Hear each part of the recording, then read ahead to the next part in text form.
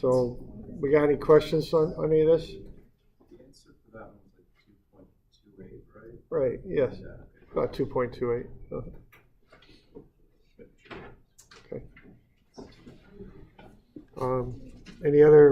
Any questions on any of these things? There's that, the two tipping ones. Yeah, I have a question about, actually it's, I'm a little confused about 3E31. 331? Yeah. I'm trying to get out that, well, keep going,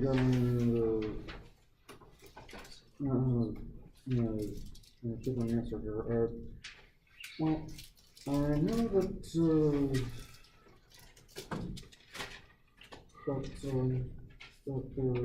at the moment, the X and Y moment around for the box, but I'm not entirely clear about the X and Y moment for the forklift. Yeah, to get the moment of the forklift there, well, you know, there's two parts to it. There's both the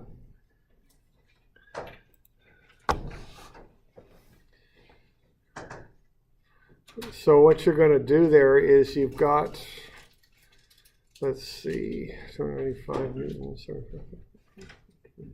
Okay, so what you would do there, you just look at the vector that represents the force, and you've got the two components of force. You got the 2766, and then you got the 1007. So, you know, then you just look at the moment arms. It's quite a lot like doing statics there, where you're just going to take moments about A right there. And so, you know, you got the 2766 times a 1 meter moment arm. And then you've got the 1007 times a moment arm back here, which is 1.5. So you're just going to combine X forces with Y moment arms and Y forces with X moment arms. That's how you create moments. And just watch the sign convention. I'm using clockwise negative and counterclockwise positive. And then when you do the accelerations, it's the same sort of thing, except now you use the acceleration vectors instead of force vectors. Okay. So you're generating moments similar to a statics equation. Same thing. I don't know if that answers your question there or no. Okay. So, we're doing all right with that? Okay. Yeah. So we're just analyzing that specific point, right? We don't have to think of the change in center of gravity as it's looking. Yeah, right. I mean, normally, right, we're just doing an analysis of kind of like a snapshot in time, one instant. The normal process I'd use on one of these is I would do a moment equation assuming no tipping. Then I'd find the reactions. This one's a little different because you're given the fact that it is just about to tip, so you're finding, you know, the acceleration that would cause that. But so you just kind of look at that particular instant. If you're looking at a more general one, like the one that follows, you know, I would find the acceleration first, assuming no tipping. And in the case of this one, if I were fully analyzing this, that negative reaction would mean it is tipping. So what I would do then would be to set RB to 0, and then I could solve for alpha. That's what I could do. I mean, so it'd be a two-step process. I think I would assume no tipping. It's a simpler assumption. And then if you got a negative reaction. Yeah, this is two different accelerations. Yeah, then on this one, you know, I just analyze it. Maybe there were to be two different ways. First way, assuming no tipping. If you get a negative reaction, it is tipping. So then I analyze it a second time through with tipping. And if it is tipping, that assumption is no good anymore, nor is that one. So you'd have to adjust those. to account for that. Okay.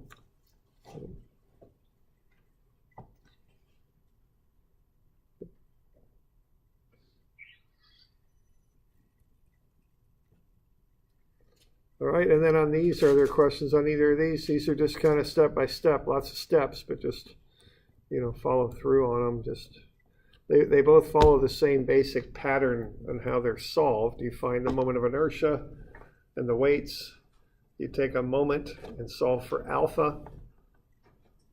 Once you've got alpha, you also have omega. You can apply those to the center of gravity. And then once you've got that, you'll go sum of X and sum of Fy to find the reactions. I mean, that's the process on these things. Okay. So we good on that?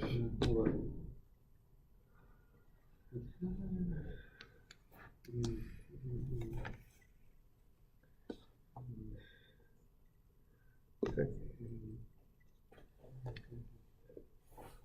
So that's the basic drill on these, on finding those reactions. Okay. So like I say, you can turn these in up through tomorrow if you like. It's fine. I'm still working on your test, so I got enough stuff to be grading right now. So it's all good. Okay. All right. All right. Now the next thing to be doing here then would be looking at more fixed axis rotation here, and let's have a look at a pulley system. That's a pretty good type of problem here.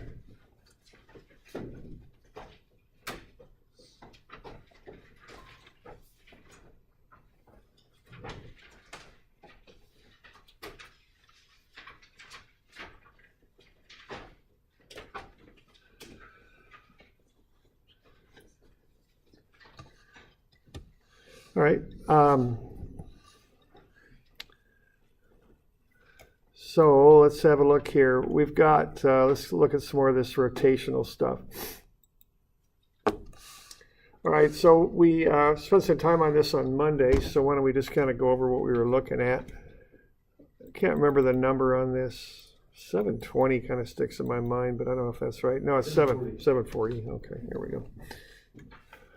All right, now, one thing on this is how this pulley's put together, and we were at the end of class, so I was kind of pushing through that to get into it a little bit, but why don't we come back and look at how that pulley is put together. It's put together like a flywheel. So what you've got is a rim with a thin disc attaching it to the center, and it rotates about the center. So we've got kind of a thin plate with a thick rim. That's the whole wrong darn thing. With a thick rim around it. That's really how that thing's shaped. So let's see. Kinetics. What do we got here? Not much. Okay. Open that. That's dynamics. That's good.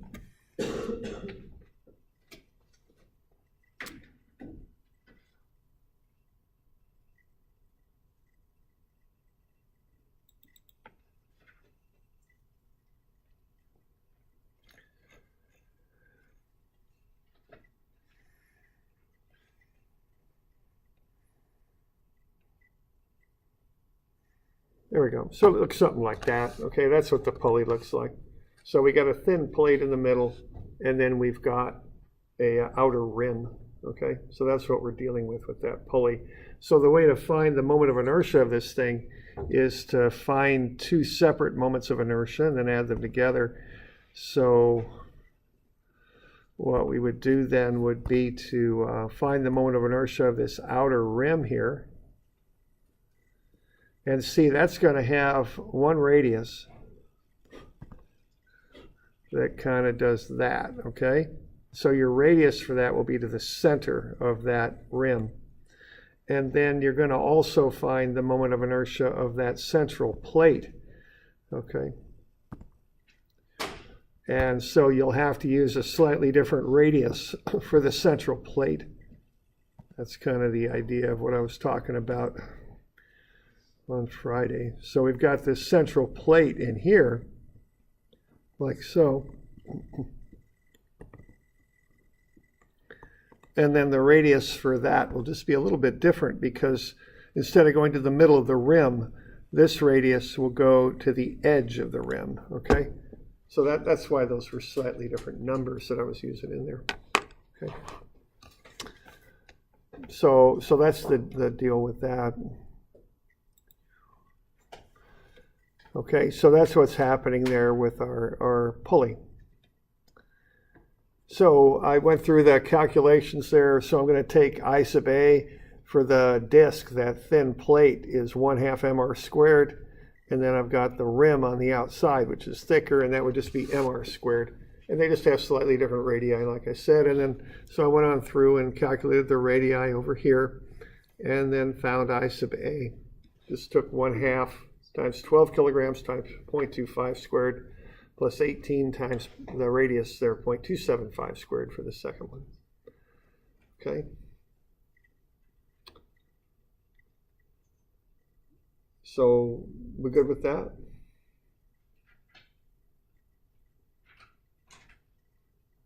Okay. All right, so that gets us the moment of inertia of the pulley.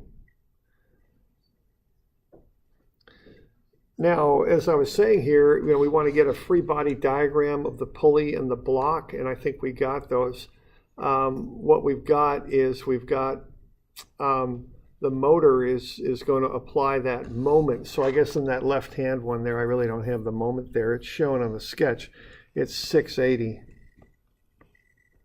Newton meters. So we got that going on. We've got the reaction and the weight, and then we got alpha. That's on the pulley. And then on the block, we've got the tension pulling it up and the weight going down and the acceleration up. So that's the two free body diagrams. Now, the other real important thing here, and we'll kind of work with this here for the next week or so, is we're assuming the rope doesn't slip or it's just, you know, on that pulley. So there's a direct relationship between the rotation of the pulley and how that weight gets lifted. And the relationship there would be based on that basic equation that A, so the tangential A is equal to alpha times R. So if you want to find what alpha is, it's A divided by R. So the acceleration of the block up, A, divided by the radius of the pulley will get us alpha. That's the idea there.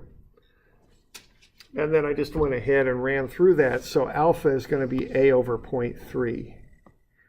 Okay? And that's a pretty important relationship there because what that does, it allows us to relate all the accelerations together. Instead of having two variables, A and alpha, there's one, just one acceleration variable. So alpha is A over 0.3. If you fail to do that, you'll have too many unknowns for the equations you can put together. You won't be able to solve the thing out, okay? Right. So there you go. All right, so we got some free body diagrams. We've got our alpha is A over 0.3. We can write up equations for this stuff now, okay? So there you go. There's the another view of those free body diagrams. So what are we going to do here? If we look at, let's start with something where maybe we're a little bit familiar with. Let's have a look at the block, okay? So what equation could we generate for that block, do you suppose?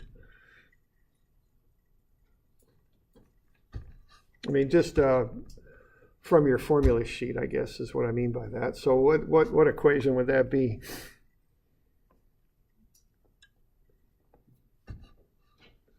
I guess some English scientist sitting under an apple tree gets bonked on the head with an apple, jumps up and says, aha, I've got it.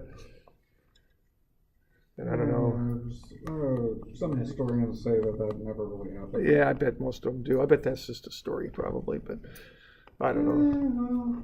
Who knows? Famous trees tend to go wild. Yeah, I know. Maybe George Washington chopped over the cherry tree and it fell on his head. I don't know, but I don't think that story was true either, actually. But, there's been a couple stories told about me that weren't exactly true either. My illustrious NBA career, my Nobel Prize, all these things. Some people say they never happened. I don't know.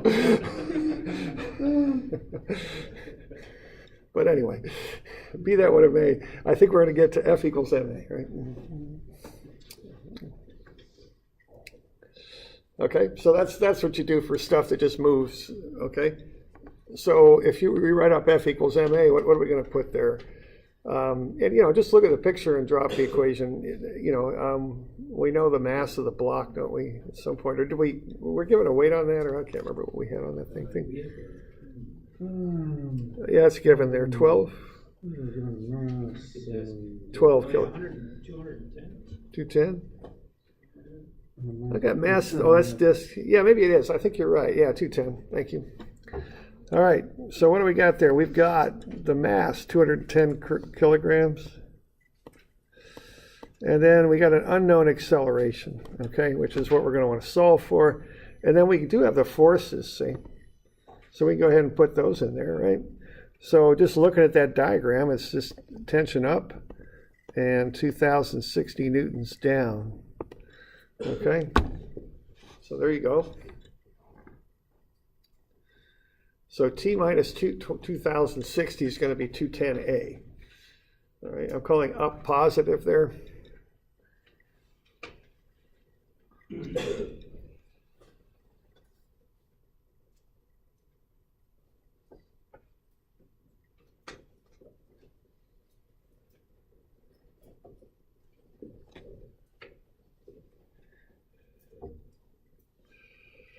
All right. Now we can't do it. Well, we can, but it's not going to do us much good to do F equals MA for the pulley. Okay, so we're going to see that's rotating. So we're going to use the rotational equivalent of that. So what we're going to do there is we're going to sum moments. All right, because it's rotating. So instead of using F equals MA, I'll take a sum of moments equation, and then what I'll set that equal to is I alpha. Okay. And we already calculated I, so we should be in pretty good shape with that.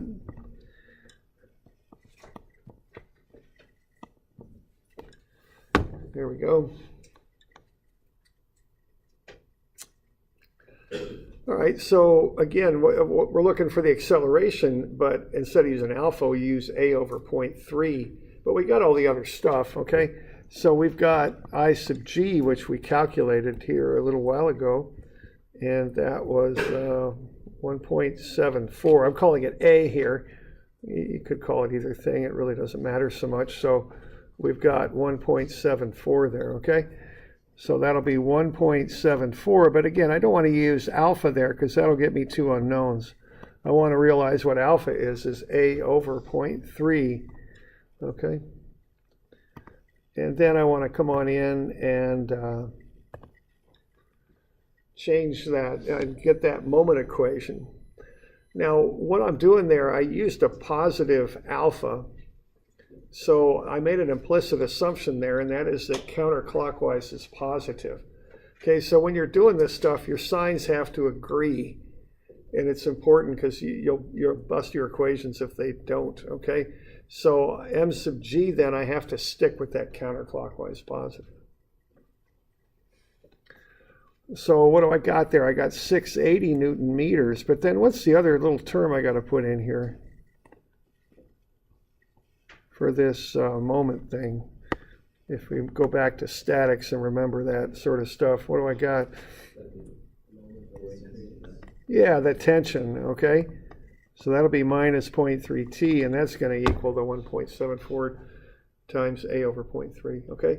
So what I got there, I've got the two equations. I got two unknowns, T and A, because I converted that alpha into A over 0.3. All right. So there you go.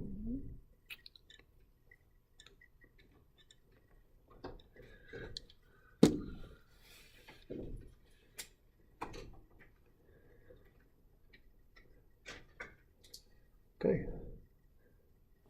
So there are the two equations that can be generated from this. Now what I'm interested in here is the acceleration, so I'm going to solve both of those equations for t is what I'm going to do. That will allow me to equate the two equations together because I've solved them both for t. So if I've done that, I can equate them together and figure out what a is, see? So that's what I'm up to there.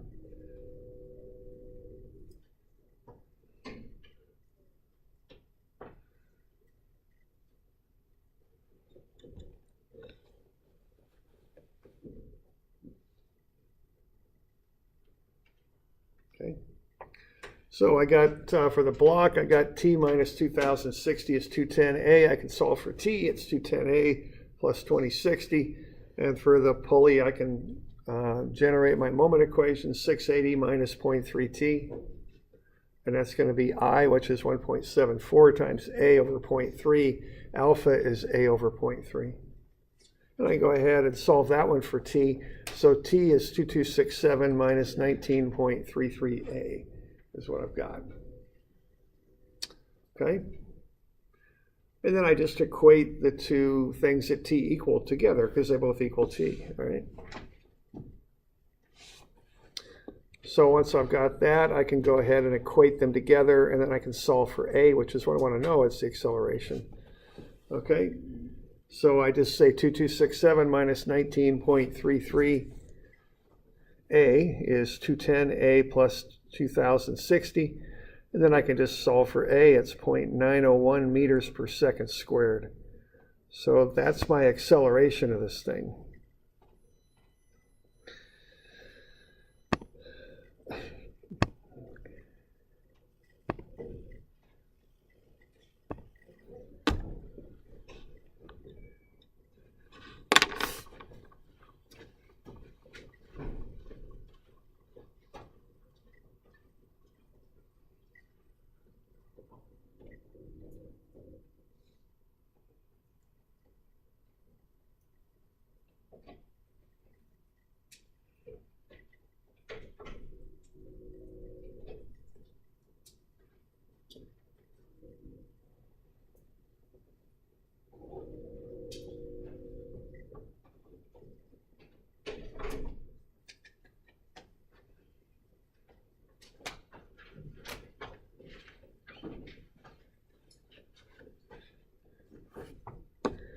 All right, so that gets us the acceleration.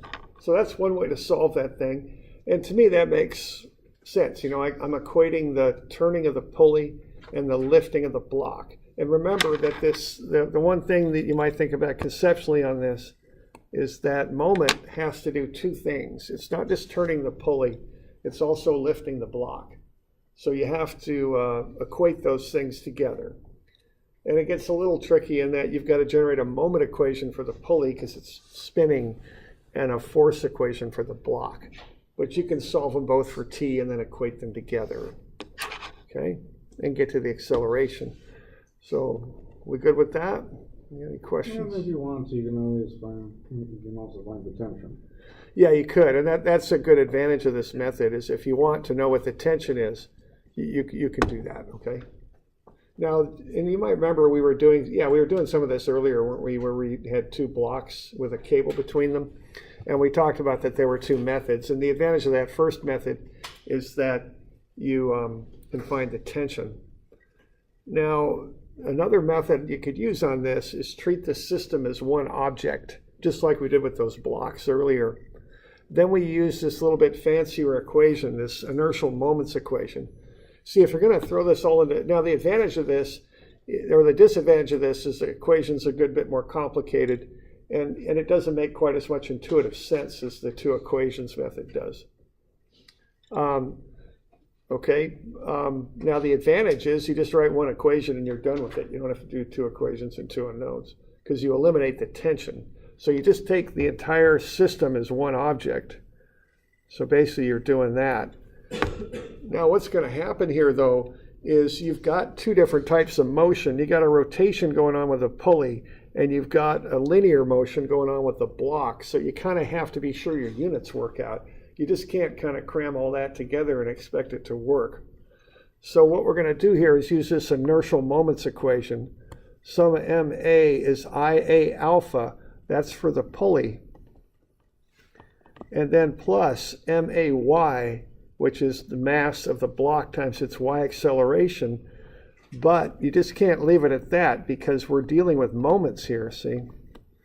With both of those, MA and IA alpha are both moment type things. So in order to take this MA and make it into a moment kind of thing, you add the X offset from point A and look at the moment that that generates about point A, okay? So you're taking that equation, that inertial moments equation, you're kind of modifying it just a little bit to kind of do this.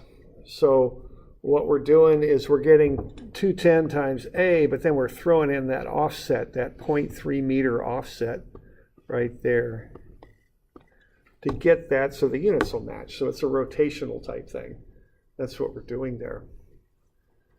And then that last term, the MAXY bar, there's no AX, so that zeroes out. Okay, y'all okay with that? So either method works. This one's a more complex equation, doesn't make quite as much intuitive sense, but you can solve it out with just one equation.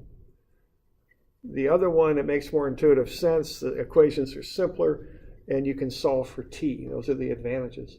The disadvantage is you got to deal with two equations and two unknowns. So, you know, it's just up to you, depending on what you want to know, and you know, also how comfortable you are with it. You know, with the two methods.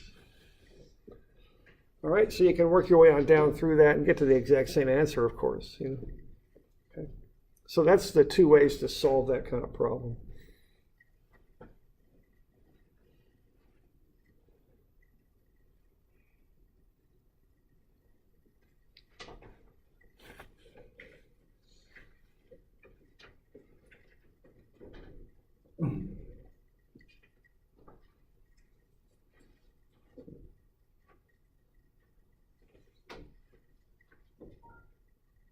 So, got any questions on those methods there, getting to A?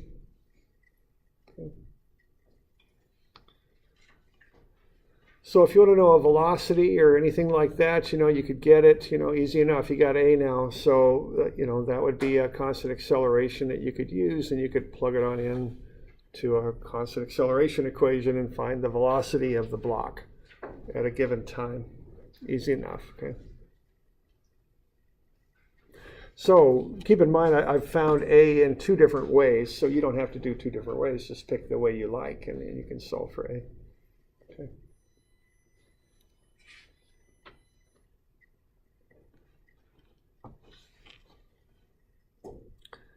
So we doing okay with that?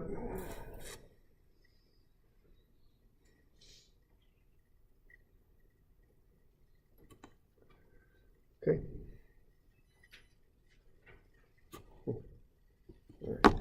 Okay, so that's a little bit of rotational stuff there.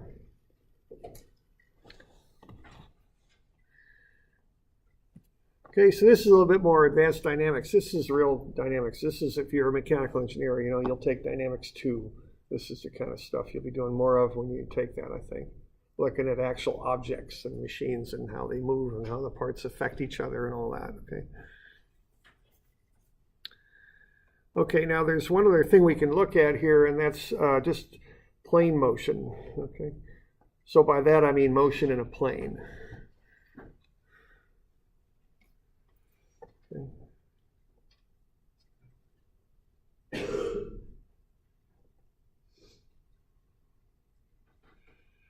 All right.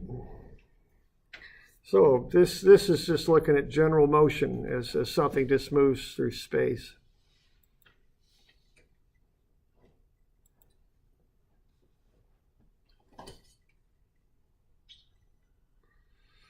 All right, we can kind of go back there to, well, this isn't looking quite the way we'd like, is it? Okay, so let's go full screen. Is that right? So quite supposed to be doing that, but anyway, let's see. Yeah. Okay, back on 670.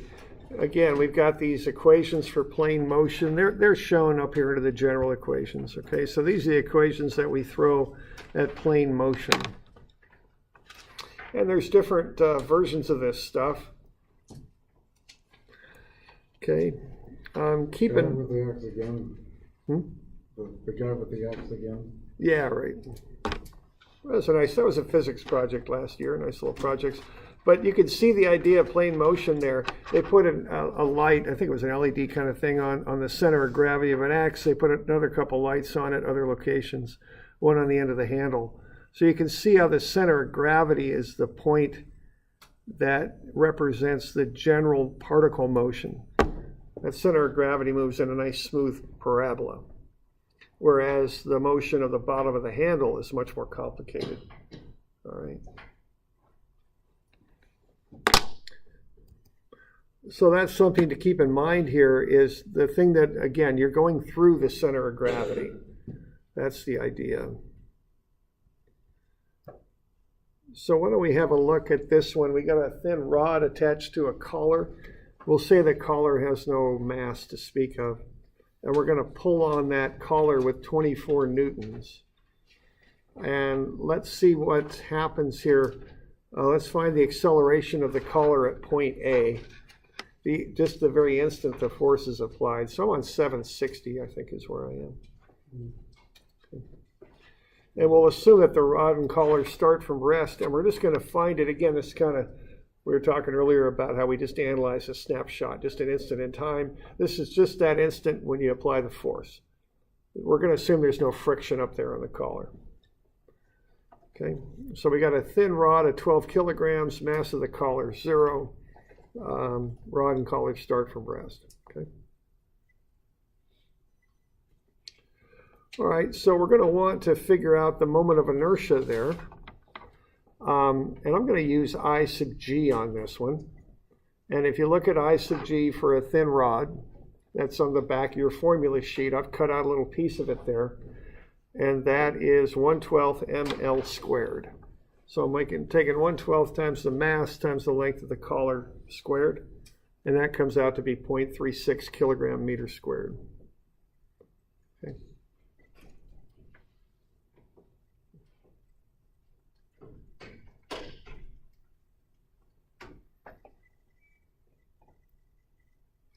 So I want to get that I value.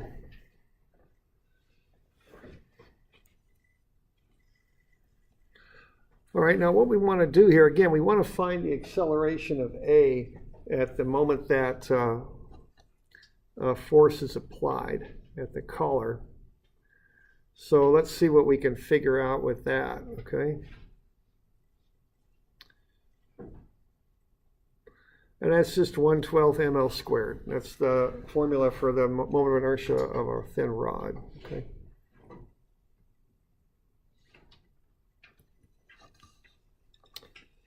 Okay.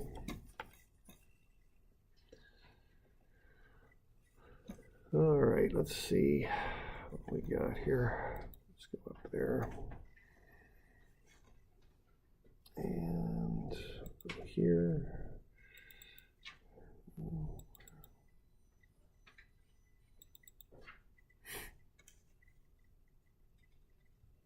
Now, when you apply the force up at that top collar, there's going to be kind of a peculiar, or particular, maybe not peculiar, but particular sort of motion that rod will undergo. So if this is my rod here, and this is the track up there, if I pull on it, the rod kind of lags, doesn't it? You know what I'm talking about there? When you first start to pull, the rod's going to end up like so. That's a fairly intuitive motion, I think. I think I've got it here. All right, I forgot about this. I haven't done this for a while. Okay. Well, we hit escape. Is that what we do? Or what do we do here? Control, Alt, Delete, I guess. So here, Task Manager. No, I don't want that. I want that. It must be this. And, okay. And then we right click, that's what we do. And then we open with, let me go here.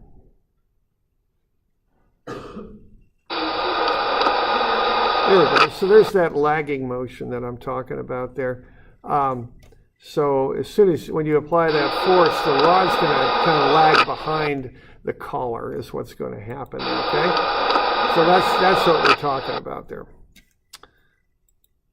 So let's kind of, run our mathematics at it, or our calculations, I guess I should say, and see what we can do with this. So we've got I now. So let's just throw the equations that we've got to apply to this and see what we can do with this. So why don't you do a little F equals ma on this thing and see what you come up with. So what's the acceleration there? I think we should be able to solve for the acceleration pretty easily. So why don't you figure out A for this thing?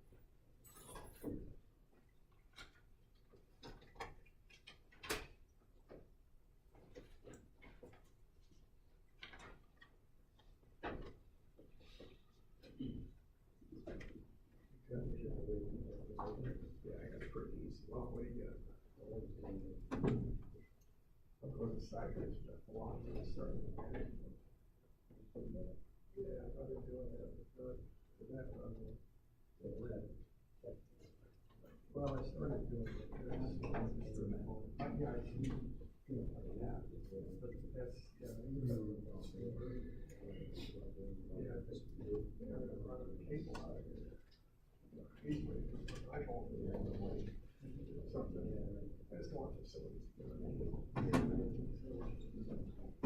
So I want to do it some way without getting that.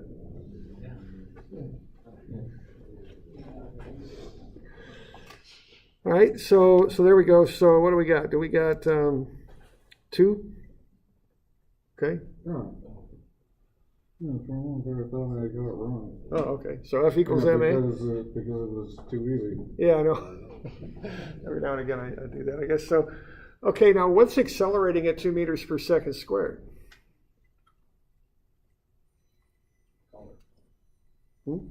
Collar. The collar, yeah.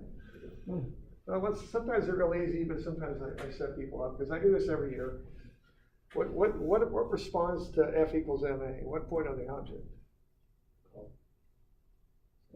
Center of gravity, see? And this one's very counterintuitive, which is one reason why I've got this, because I want to get that idea across. And I get this response every year, and I certainly understand why. It looks like the force is applied at the collar, so the collar should be accelerating at 2 meters per second squared. But that's not how this stuff works. It's the center of gravity, okay, that's accelerating at 2 meters per second squared. It always goes through the center of gravity. So whenever you're analyzing this stuff, you go through the center of gravity. F equals ma applies to the center of gravity, and all the other, most of the other equations do too. So just remember that, because it's quite counterintuitive in a case like this. It seems when you look at it, the collar ought to be accelerating at that rate, but it's not the collar. It's the center of gravity. So how would we find the acceleration of the collar, do you suppose, then?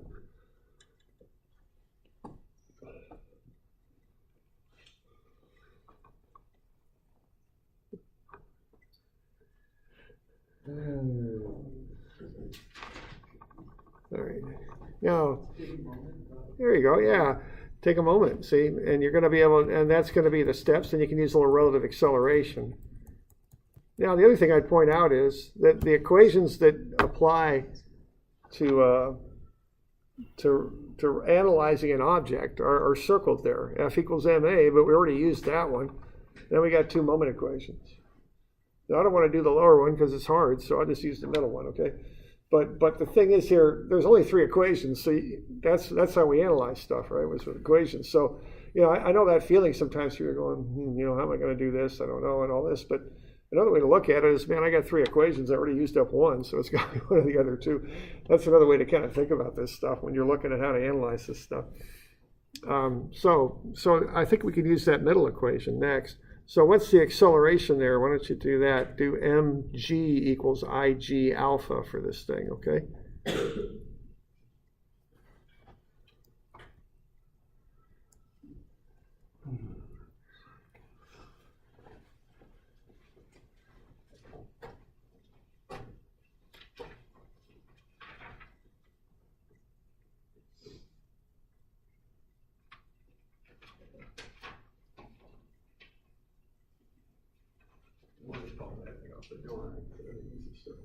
Yeah.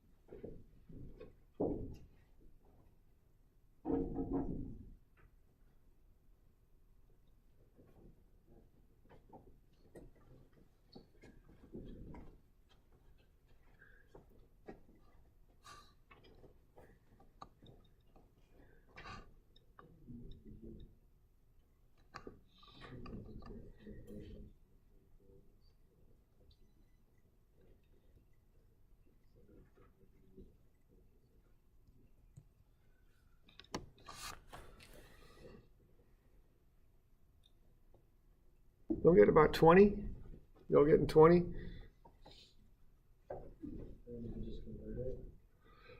Yeah, we're close. We use relative acceleration. You know, it's going to be, we want AT, which is going to be alpha R, and then we're going to use relative acceleration though. Y'all okay with 20 there? So 24 newtons times 0.3 meters is 0.36 kilogram meter squared times alpha. Okay.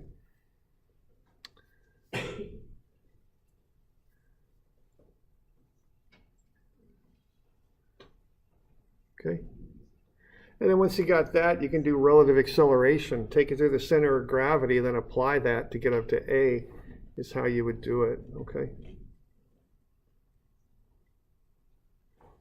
So we got alpha is 20, we got AG, so what? A sub A is A sub G plus A sub A with respect to G. Okay.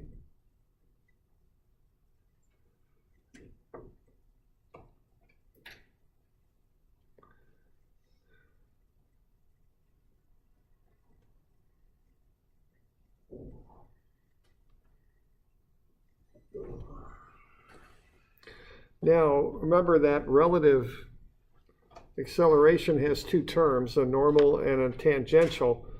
The normals are omega squared, and we're looking at just when it starts to move, so omega is still 0, so that'll zero out.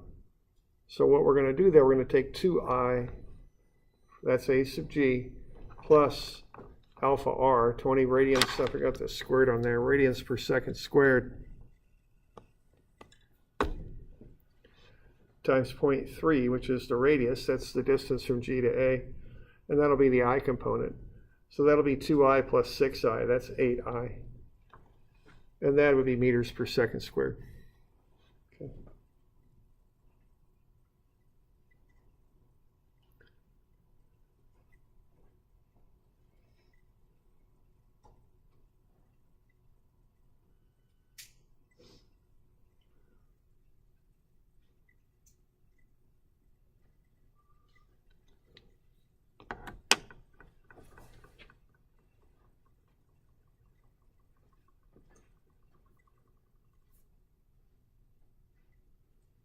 Okay, so that's how you'd work through that one. And that one kind of covers an important concept, and the important concept is you go through the center of gravity. even though that force was applied up at the collar, we still have to go through the center of gravity to find the acceleration of the collar. We just can't take the 24 newtons and use F equals ma to find the acceleration of the collar. You got to go through the center of gravity is what you got to do. Okay.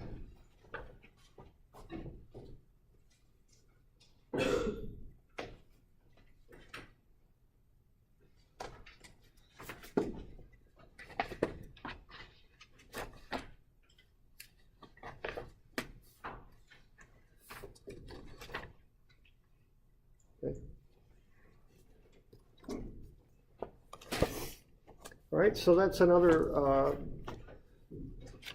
couple things there on this, on the F equals ma and the sum of moments. So why don't we do a couple more of these? These will be due next week on Wednesday. I think 342 is good. That's one of those rotational ones with a pulley in it. That's good to know. And then 352 also, I think. Or is it? No, 354. Let me look and see. 354, yeah.